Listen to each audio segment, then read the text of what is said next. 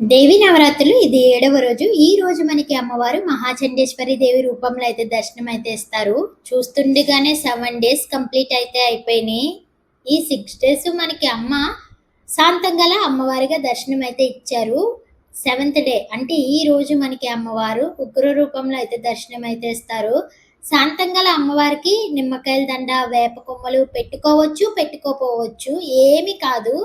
కానీ ఉగ్ర రూపం దాల్చిన అమ్మవారికి కంపల్సరీ నిమ్మకాయల దండ, వేప కొమ్మలు పెట్టుకొని పూజ అయితే చేసుకోవాలి. అవే అమ్మవారికి చాలా ఇష్టం. ఇంకిది నిన్న తీసిన వీడియో. ఇప్పుడైతే వాయిస్ ఓవర్ అయితే ఇస్తున్నాను.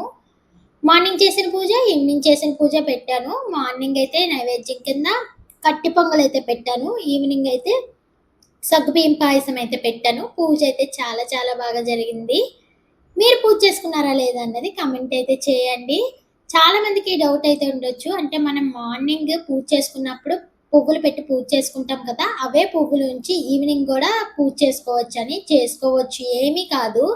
కానీ నెక్స్ట్ డేకి ఎంత ఫ్రెష్‌గా ఉన్నా, బాగున్నాయన్నా సరే మనం ఫ్లవర్స్‌నయితే చేంజ్ చేసేసుకోవాలి. ఎందుకంటే 1 డే నిద్ర చేసేస్తాయి కదా!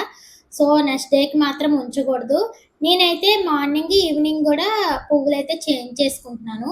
Bye bye.